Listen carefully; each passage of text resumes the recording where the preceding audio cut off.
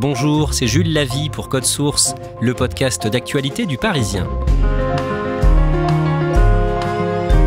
Le vendredi 30 juin, Florent Pagny, 61 ans, a fait son retour sur scène à Nîmes dans le Gard, première date d'une série de concerts de l'été, première date surtout depuis l'annonce de son cancer des poumons 1 an et demi plus tôt.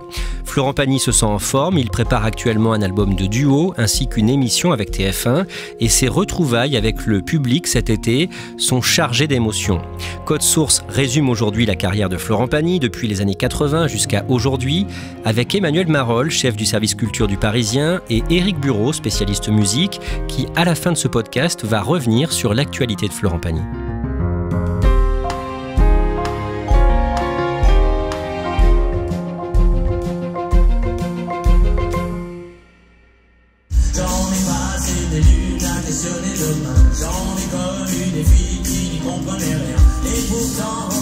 Emmanuel Marolles, en novembre 2021, Florent Pagny entame une tournée pour 60 ans.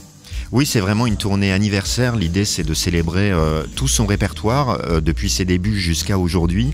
Et la tournée, d'ailleurs, démarre le 6 novembre à Bordeaux, le jour de ses 60 ans.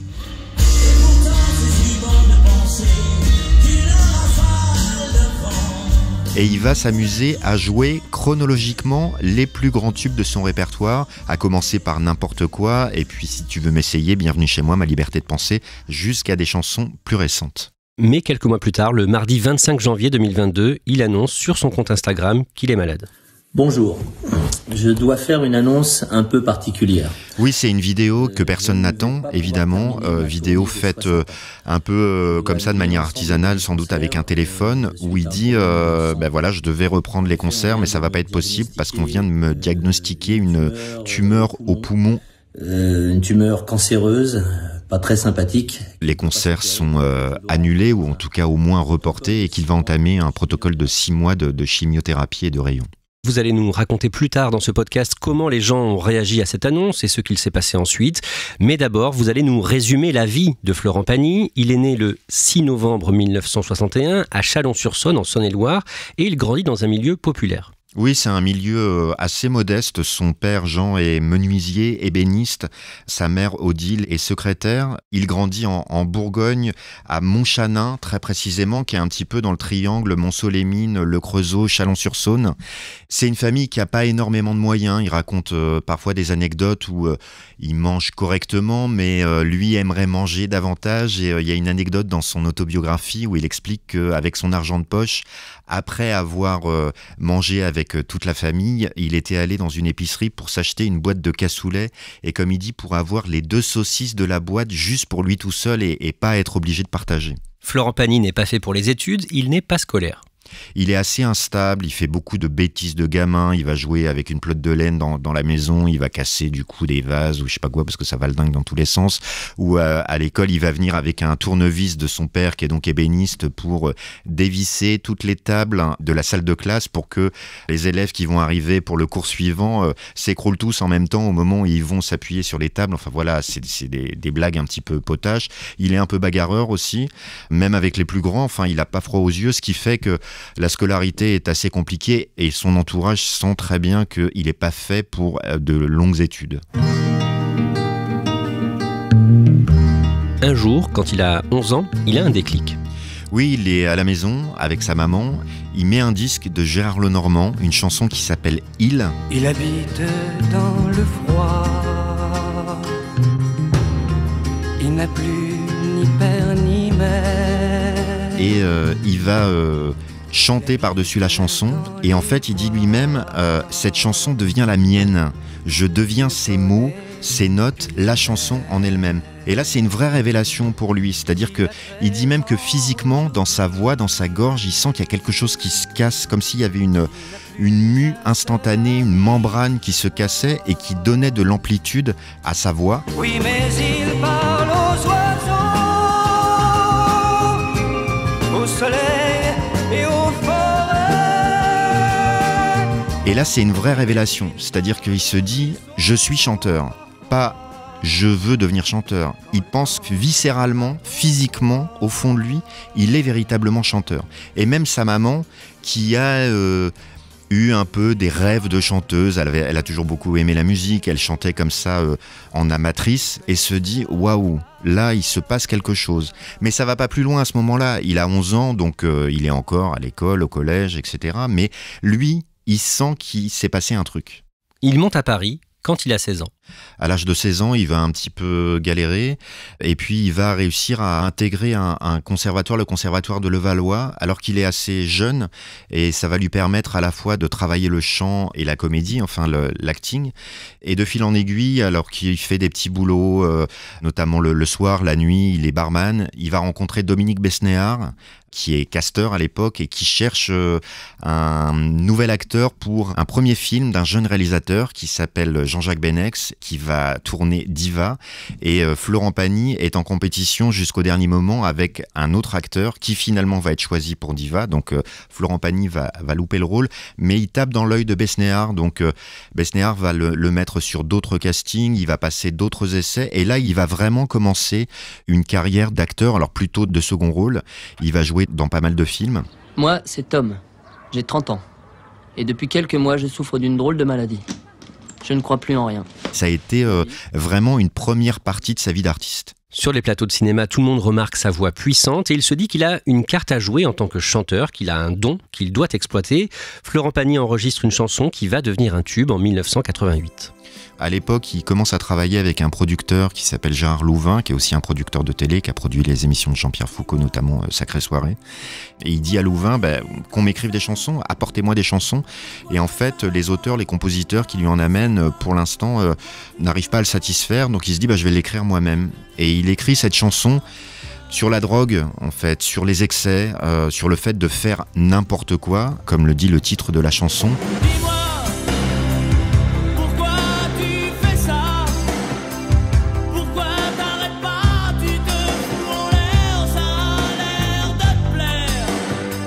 Alors il parle d'amis qu'il a pu voir plonger dans la drogue et y rester, de lui-même aussi parce que parfois dans ses déambulations nocturnes, notamment quand il travaillait dans les bars, il a pu aussi abuser de certaines substances. Donc voilà, la chanson parle de ça et à travers ça, on découvre sa voix extrêmement puissante.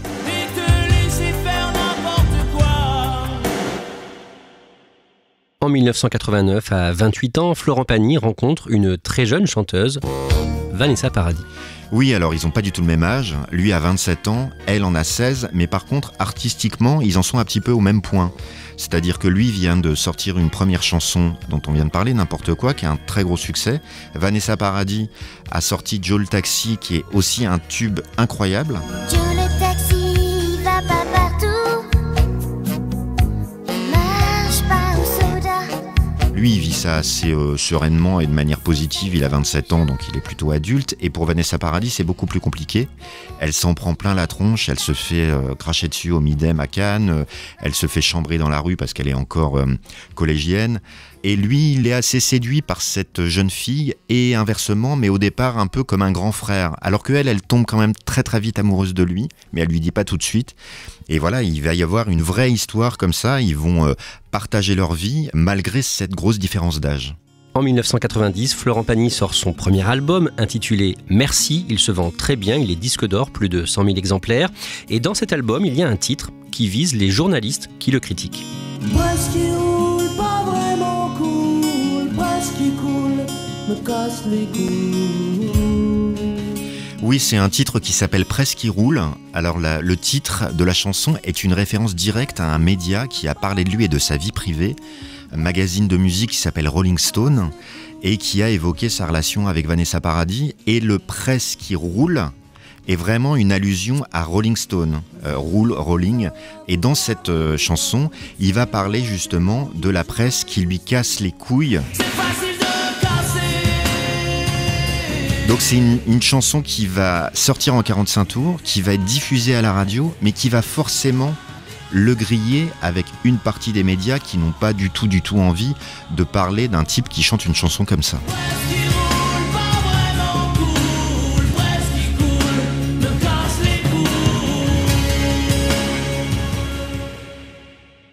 D'un mot, il a quelle image à ce moment-là ? La chanson passe pas très bien. En plus, même il le dit lui-même aujourd'hui, hein, c'est pas un grand texte, c'est quand même un texte très premier degré, pas très fin. Voilà, on a connu d'autres chansons sur la presse, les petits papiers par exemple de Régine, où là il y avait beaucoup plus de subtilité. Là, c'est quand même un peu tarte à la crème, donc forcément on se moque un petit peu de lui et son côté grande gueule caricaturale passe pas très bien dans les médias. Après 3 ans de relation, Vanessa Paradis quitte Florent Pagny, une rupture très douloureuse pour lui, et c'est aussi le début d'une traversée du désert au niveau professionnel. Oui, c'est un peu la double peine, c'est-à-dire que Vanessa Paradis commence à travailler avec Lenny Kravitz, elle part aux États-Unis travailler avec lui, et puis cette relation professionnelle devient une relation sentimentale. Pagny l'assume, ça. Il raconte qu'il l'a laissé partir en sachant pertinemment que c'était déjà une opportunité professionnelle extraordinaire pour elle, mais que à tous les coups, il y aurait une histoire sentimentale derrière. Et il dit lui-même, elle est partie et elle n'est pas revenue. Voilà, c'était fin de l'histoire. Et quelque part, les projecteurs, la lumière, se sont concentrés sur Vanessa Paradis et se sont éteintes pour lui. Donc ça a été une vraie traversée du désert, liée à ça, sans doute, au fait, mine de rien, que ce couple-là, qui était plutôt sexy, se terminait. Et puis aussi parce que cette chanson, Presqu'il roule, l'a pas aidé médiatiquement et qu'en plus, artistiquement, il a eu du mal à se renouveler. En 1992, Florent Pagny rencontre une jeune femme qui lui redonne goût à la vie. Oui, c'est une jeune femme qui est d'origine argentine, qui s'appelle Azucena, qui est mannequin, qui est installée à Paris. Et les premières rencontres se passent pas très bien. En plus, elle se dit, mais en gros, c'est qui ce mec ? Il est quand même bizarre, tout ça. Il a l'air de toujours me chambrer de manière un peu brutale et tout. Et un de ses copains lui dit, mais non, c'est pas du tout ça, il te drague, quoi. Et elle parlait pas très bien français, elle avait pas complètement saisi ça. Il y a une complicité qui commence à se nouer. C'est la grande histoire d'amour de la vie de Florent Pagny. En 1995, Florent Pagny retrouve le succès avec l'album Bienvenue chez moi et il va triompher 2 ans plus tard en 1997 avec un tube, Savoir aimer. Savoir sourire à une inconnue qui passe. Pourtant, l'auteur du texte de la chanson, le parolier Lionel Florence, ne l'avait pas écrite pour lui au départ. Lionel Florence avait ce texte, une sorte de bleuette, un truc assez romantique. Il se disait franchement, je vois pas trop comment un type comme Florent Pagny pourrait chanter ça. Lui, il avait une image un peu de grande gueule, justement, un peu rock, un peu indépendant, avec ce fameux titre Presqu'il roule, voilà, qui mâchait pas ses mots. Il se dit, il acceptera jamais une chanson comme ça. Et en fait, le flair, entre guillemets, de Florent Pagny interprète, qui assume à ce moment-là le fait de ne plus écrire de chansons et de ne plus composer, il se dit, mais c'est une grande chanson, quoi. Et il la teste, ça fonctionne très bien, et sa maison de disques, tout de suite, se dit, ça va être un très gros tube, et c'est effectivement le cas. Et c'est une période aussi où il a certains titres lyriques. Oui, il a une voix puissante, une voix de baryton. Il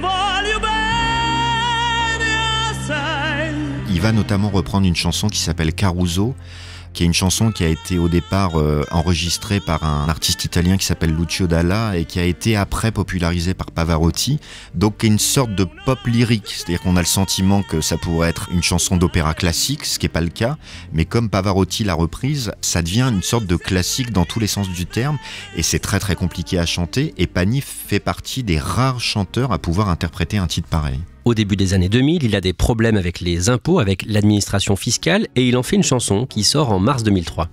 Oui, c'est une chanson qui s'appelle Ma liberté de penser. Quitte à tout prendre, prenez mes gosses et la télé.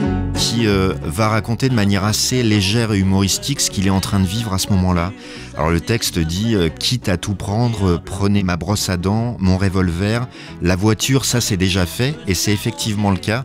Il se trouve que le fisc lui est tombé dessus.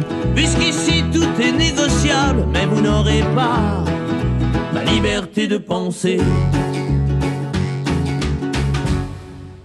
Sans rentrer dans les détails trop techniques, ce qui s'est passé, c'est que le train de vie de Pagny faisait qu'il vivait un petit peu au-dessus de ses moyens. Il manquait d'argent. Il a demandé de l'aide à sa maison de disques, Polygram, qui est devenue Universal. Et Pascal Nègre, le patron de Polygram à l'époque, lui a donné la possibilité de faire un prêt auprès de cette maison de disques de 1,5 million d'euros. Sauf que l'administration fiscale a estimé et était persuadée que c'était pas un prêt, mais que c'était une prime, comme on dit, une avance qui n'est pas remboursable. Et ça, cette somme-là, en théorie, pour l'administration fiscale, elle est imposable. Donc en fait, il y a eu un bras de fer où d'un côté, Pagny et sa maison de disques disaient « mais non, c'est un prêt, donc ça n'est pas imposable ». Et l'administration fiscale disait « non, en fait, c'est une prime déguisée, donc vous êtes en train d'essayer de voler le fisc et ça va pas se passer comme ça ». Et là, ça a été une catastrophe pour lui, c'est-à-dire que ses biens ont été saisis, l'administration fiscale a tenté de saisir la maison de son frère, la maison de ses parents, d'où tout ce que racontait de manière humoristique, encore une fois, la chanson « Ma liberté de penser ». Après ça, Florent Pagny vend moins, son image est écornée auprès d'une partie du public. Oui, parce qu'il y a justement cette histoire d'impôt. Il se retrouve au tribunal où il est condamné à de la prison avec sursis et une grosse amende en première instance. Alors finalement, la justice entend les arguments de Pagny et de sa maison de disques en disant « oui, effectivement, c'était un prêt.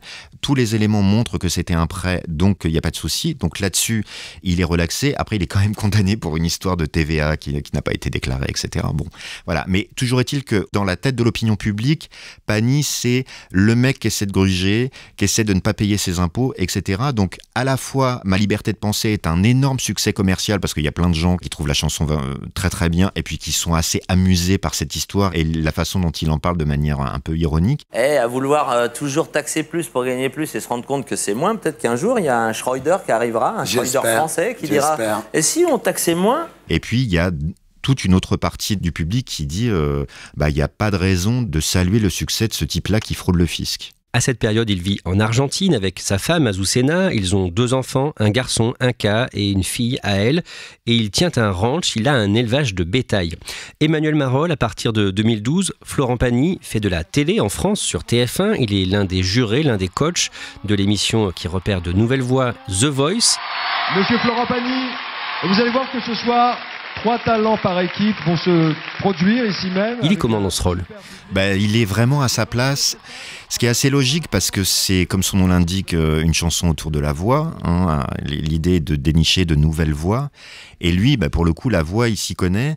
Et il s'y connaît d'autant plus que quand il était gamin, il a fait plein de, pas de télécrochets, mais de radio-crochets. Sa mère l'inscrivait dans des concours et il sait comment ça se passe. Et il est à la fois un très bon coach pour repérer des grandes voix ou des bonnes voix, mais il est aussi un petit peu stratège, c'est-à-dire qu'il sait comment chanter la bonne chanson au bon moment pour les candidats, etc. Stéphane et son coach Florent Pagny auront donc formé le duo parfait. Et ce qui fait par exemple que dès la première saison, c'est l'un de ces candidats qui gagne. Le 28 janvier 2014, Florent Pagny est dans les locaux du Parisien, qui est à ce moment-là basé à Saint-Ouen en Seine-Saint-Denis. Il répond aux questions d'un panel de nos lecteurs et c'est vous, Emmanuel Marolle, qui animez l'échange. Florent Pagny n'écarte aucune question. Parce que Mitterrand, il a subi les mêmes choses, sauf que il avait des vrais réseaux d'influence et il n'y a personne qui mouftait. Donc, il parle de politique, il parle de sa vie personnelle, il parle de Vanessa Paradis, par exemple. Il y a une anecdote assez chouette parce que il est en train d'enregistrer un album de duo. Il a proposé un duo à Vanessa Paradis, avec qui il a toujours de bonnes relations, et qui lui dit « Oh non, parce que ça ferait un peu Johnny et Sylvie », donc Johnny Hallyday et Sylvie Vartan qui ont été en couple. Donc voilà, c'est une petite réponse comme ça qui peut faire aux lecteurs qui sont totalement emballés par la rencontre, parce qu'il est sympa, il est cool. C'est pas toujours le cas avec des artistes pour des lecteurs qui les rencontrent pour la première fois. On fait un saut dans le temps de près de 8 années. En novembre 2021, Florent Pagny se lance donc dans une tournée pour fêter ses 60 ans, mais il est obligé d'interrompre cette tournée et d'annuler une trentaine de concerts à cause de son cancer. Il en parle en vidéo sur son compte Instagram. On en revient donc au début de cet épisode de Code Source. Emmanuel Marolle, après ce message vidéo, il reçoit des centaines de messages d'amis et des milliers de messages de fans pour le soutenir. C'est un vrai choc pour le public qui est très très touché par sa démarche. Il y a une forme d'honnêteté, il y a une forme de sincérité et en plus, il a 60 ans, il est pas vieux, donc il y a une émotion instantanée qui part sur les réseaux sociaux et il y a quelques 30 000 messages qui sont laissés, des messages de soutien sur son compte Instagram en même pas une journée, ce qui est considérable. Est-ce qu'on sait comment il a appris son cancer ? Est-ce qu'il a raconté ? Oui, il le raconte dans son autobiographie. En fait, il avait commencé la tournée des 60 ans. Les concerts se passaient bien. Il se sentait plutôt en forme, notamment vocalement. Mais au fil du temps, il a une toux qui persiste, qui est de plus en plus importante. Alors, il continue à fumer des pétards. Donc, il se dit, c'est peut-être lié à ça. Mais même quand il arrête la tournée pendant une période où il n'a pas de concert, puis en plus, il y a le Covid, il y a du reconfinement, etc. La toux est toujours là. Et c'est là qu'en fait, il fait des examens et qu'il apprend la mauvaise nouvelle. Et c'est une claque terrible pour lui, parce qu'il s'y attend pas du tout.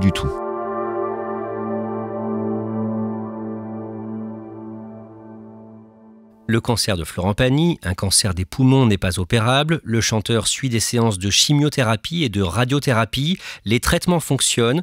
Pendant l'été, Florent Pagny retourne dans son ranch en Argentine et il refuse de rentrer en France ensuite pour subir un traitement préventif.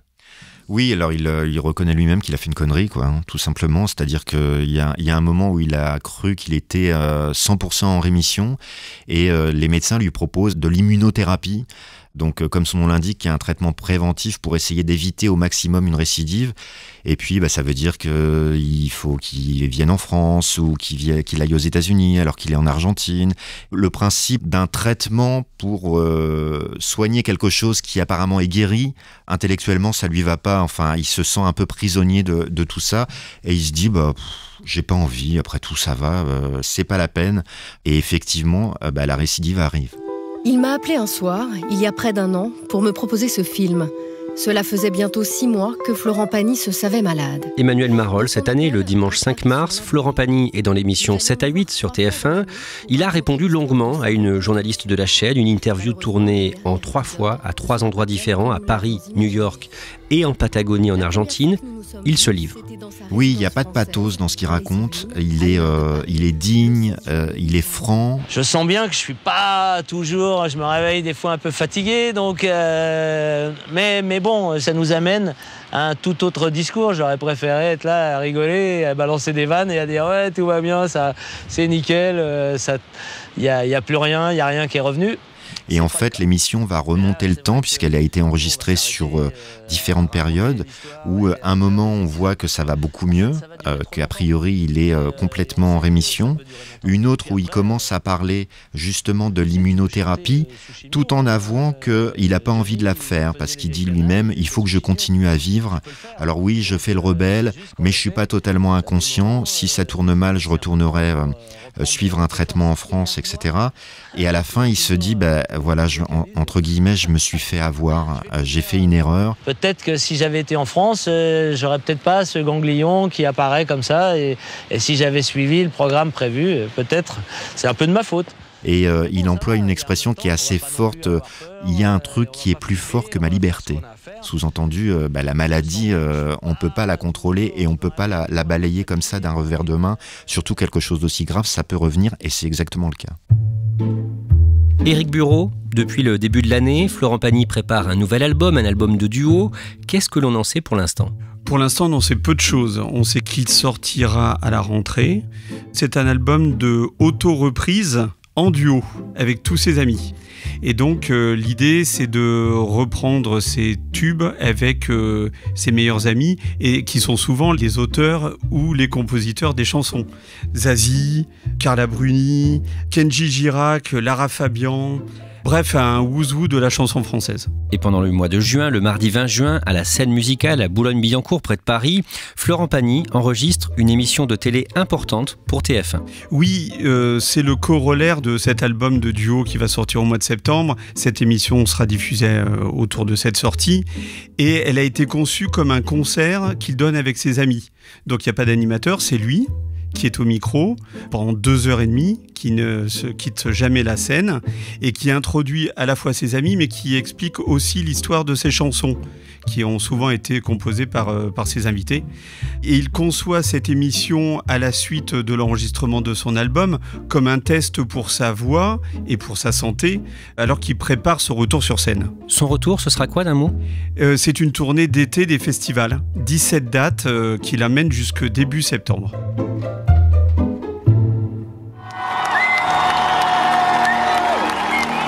Le vendredi 30 juin, Florent Pagny revient sur scène, donc il débute cette tournée des festivals. C'est la première fois qu'il est sur scène après 1 an et demi d'absence. Ça se passe dans le Gard, dans les arènes de Nîmes, dans le cadre du Festival de Nîmes. Il partage l'affiche avec son amie, la chanteuse Zazie, qui chante avant lui. Décrivez-nous son arrivée sur scène. Alors il est 22h30, la nuit est tombée. Ces musiciens commencent le concert seuls, sans lui.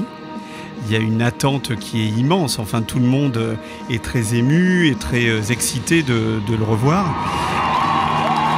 Et il arrive sur scène de l'arrière, il est habillé tout de noir comme toujours, en cuir. Et il commence à chanter donc l'Instinct et en fait il s'en mêle les pinceaux. Quelques secondes. Ah bah c'est vraiment quelques secondes. Il chante trop tôt. Bonsoir à tous. Donc lui il en rigole. J'ai plus l'habitude, c'est pour ça. Vas-y, remets encore.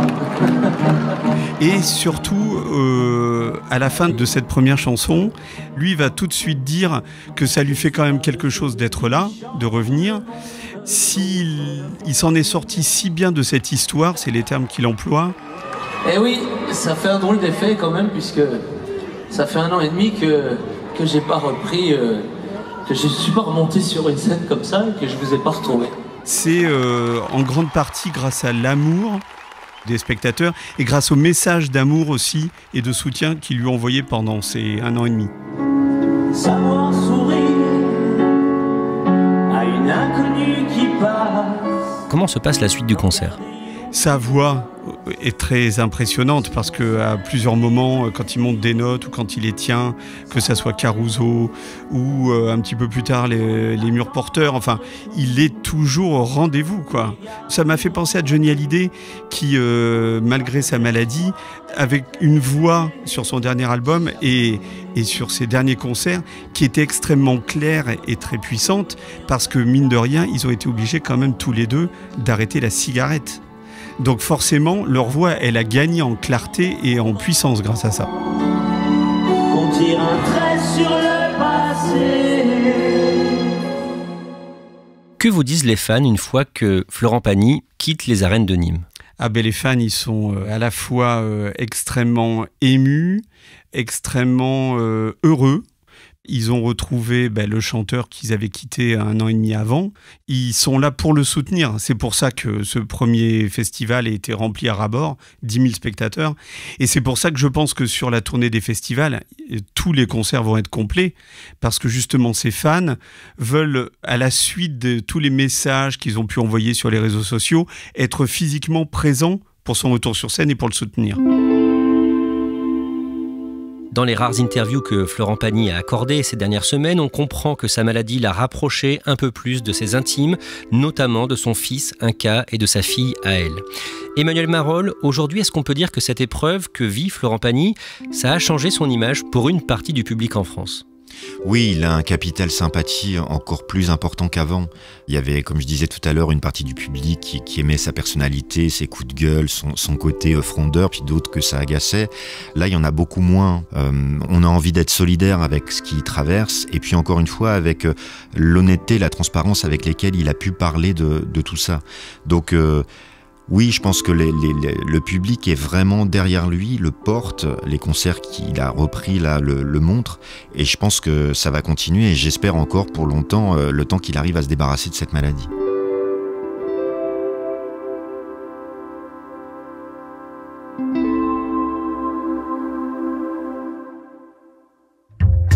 Merci à Emmanuel Marolles et Éric Bureau. Cet épisode de Code Source a été produit par Raphaël Pueyo, Julia Paré, Emma Jacob et Thibault Lambert.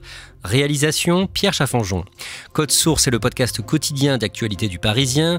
Nous publions un nouvel épisode chaque soir de la semaine, du lundi au vendredi. Pour nous retrouver facilement, abonnez-vous sur une application audio comme Apple Podcast, Google Podcast ou encore Spotify et Amazon Music. Vous pouvez nous écrire directement pour nous faire vos retours. codesource@leparisien.fr.